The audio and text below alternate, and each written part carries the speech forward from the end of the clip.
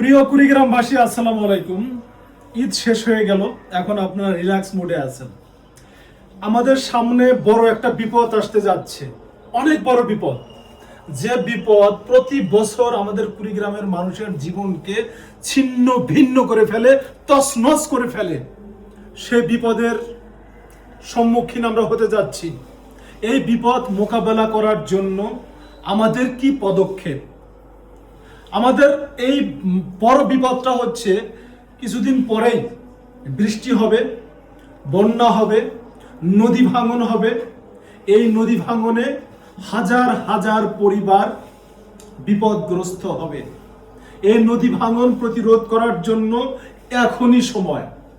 যে ভাইয়েরা বন্যার সময় ওই বন্যা কবলিত মানুষকে ত্রাণ দেওয়ার জন্য, সহযোগিতা করার জন্য কুড়িগ্রামে ছুটে যান, তাদেরকে আমি বলবো, সেই সময়ে ত্রাণ না নিয়ে গিয়ে এখন যান।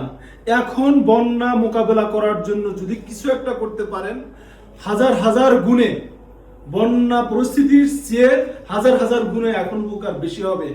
কারণ আপনি সমস্যা শুরু হওয়ার আগে যদি সেই সমস্যাটাকে প্রতিহত করতে পারেন, তাহলেই এই সমস্যাটা অনেক বেশি প্রোটেক্ট করা সম্ভব। নদী ভাঙন প্রতিরোধ করার জন্য আমরা মনে করব যে এখন যদি আমরা পদক্ষেপ গ্রহণ করি, তাহলে এই নদী ভাঙন থেকে আমরা পরিত্রাণ পাব।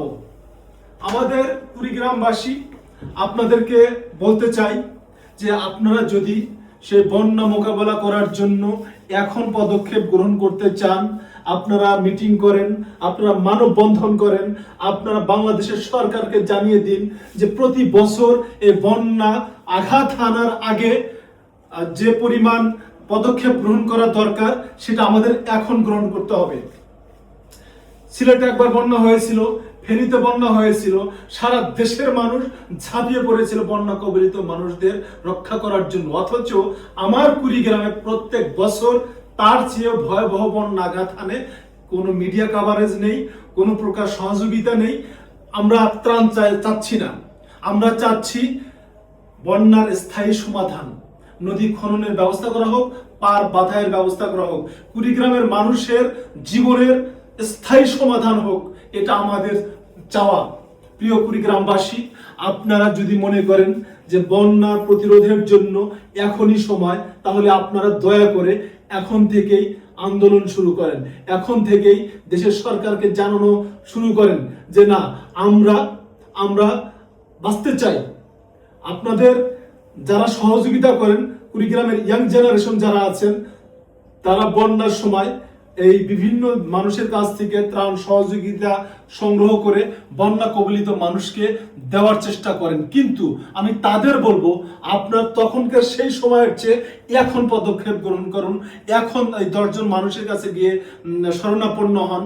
এখন মানুষকে বোঝানোর চেষ্টা করেন যে আমরা সেই বন্যার সময় ত্রাণ চাই না।